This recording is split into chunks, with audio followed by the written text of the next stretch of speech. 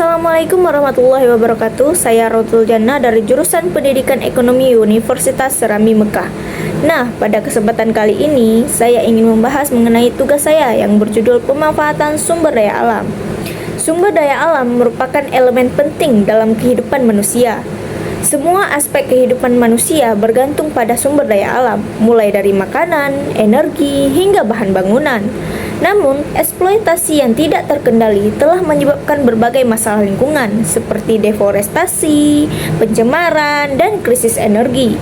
Oleh karena itu, penting untuk memahami pemanfaatan sumber daya alam secara bijak dan berkelanjutan agar tetap dapat dinikmati oleh generasi yang mendatang. Nah, perlu diketahui, sumber daya alam adalah segala sesuatu yang berasal dari alam dan dapat dimanfaatkan oleh manusia untuk memenuhi kebutuhan hidupnya, baik secara langsung maupun tidak langsung. Sumber daya alam mencakup semua elemen lingkungan seperti tanah, air, udara, hewan, tumbuhan, mineral, dan energi yang tersedia di alam. Sumber daya alam merupakan bagian dari kekayaan alam yang digunakan dalam berbagai sektor seperti pertanian, perikanan, industri, transportasi, hingga pembangkit energi.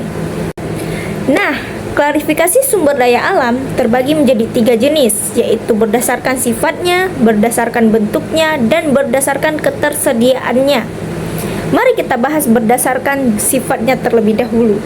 Nah, berdasarkan sifatnya terbagi menjadi 2 jenis, dapat diperbaharui dan tidak dapat diperbaharui.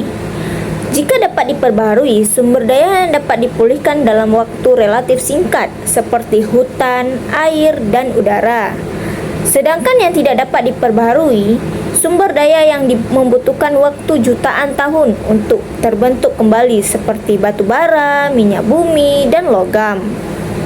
Nah, yang kedua itu berdasarkan bentuknya. Terbagi menjadi 2, biotik dan abiotik. Nah, yang biotik sendiri adalah segala sesuatu yang berasal dari makhluk hidup. Contohnya seperti tumbuhan, hewan, dan mikroorganisme. Sedangkan yang abiotik sendiri adalah segala sesuatu yang berasal dari benda mati dan dapat dimanfaatkan oleh makhluk hidup. Contohnya air, udara, tanah, dan mineral. Nah, yang ketiga berdasarkan ketersediaannya, terbagi menjadi 2, sumber daya alam permanen atau tak terbatas, sumber daya alam yang tersedia secara terbatas atau langka. Sumber daya alam permanen atau tak terbatas, sumber daya ini selalu tersedia di alam dalam jumlah besar dan relatif tidak habis walaupun digunakan terus-menerus, karena sifatnya yang bisa terperbarui secara alami, contohnya seperti sinar matahari dan udara. Nah, sedangkan sumber daya alam yang tersedia secara terbatas atau bisa disebut langka, sumber daya alam ini jumlahnya terbatas di alam dan jika digunakan terus-menerus tanpa pengelolaan yang baik bisa habis atau punah. Biasanya membutuhkan waktu jutaan tahun untuk terbentuknya kembali. Contohnya seperti minyak bumi, batu bara, logam mulia, dan gas alam. Contoh pemanfaatan sumber daya alam: pertanian dan perkebunan menggunakan tanah dan air. Energi, pemanfaatan minyak bumi, gas alam, batu bara, air, dan sinar matahari. Industri, bahan mentah dari tambang dan hasil hutan.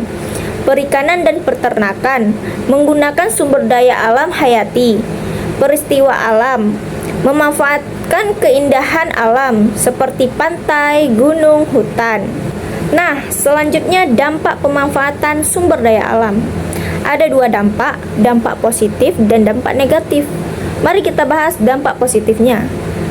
Dampak positifnya ada 3, meningkatkan kesejahteraan masyarakat, menjadi sumber pendapatan negara, membuka lapangan kerja. Sedangkan dampak negatifnya adalah kerusakan lingkungan seperti banjir, tanah longsor, hilangnya keanekaragaman hayati. Yang kedua, polusi udara, tanah, dan air. Yang ketiga, krisis energi karena sumber daya alam tidak terbarukan mulai habis. Nah, selanjutnya adalah upaya pelestarian dan pengelolaan sumber daya alam. Yang pertama, reboisasi dan penghijauan. Yang kedua, penggunaan energi terbarukan, surya, angin, air. Yang ketiga, pengolahan limbah industri. Yang keempat, edukasi masyarakat tentang konservasi. Yang kelima, kebijakan pemerintah yang tegas dalam pengelolaan sumber daya alam. Nah, seperti 3 gambar di atas. Gambar yang pertama adalah pencemaran air. Terjadi akibat membuang sampah sembarangan dan membuang limbah pabrik ke sungai sehingga membuat air menjadi keruh dan tercemar. Nah, gambar nomor 2 adalah kelangkaan air bersih. Disebabkan akibat pencemaran air sehingga air menjadi keruh dan sangat sulit mendapatkan air bersih. Nah, konflik sosial sendiri terjadi akibat kelangkaan air bersih sehingga warga berbondong-bondong mendapatkan air bersih dan sebagian tidak mendapatkannya. Akibat itulah terjadi konflik sosial. Jadi, kesimpulannya adalah sumber daya alam adalah aset penting bagi keberlangsungan hidup manusia. Pemanfaatannya harus dilakukan secara bijak dan berkelanjutan agar tidak menimbulkan kerusakan lingkungan dan tetap dapat dimanfaatkan oleh generasi mendatang. Sekian presentasi dari saya, lebih dan kurang saya mohon maaf. Wabillahi taufik wal hidayah. Assalamualaikum warahmatullahi wabarakatuh.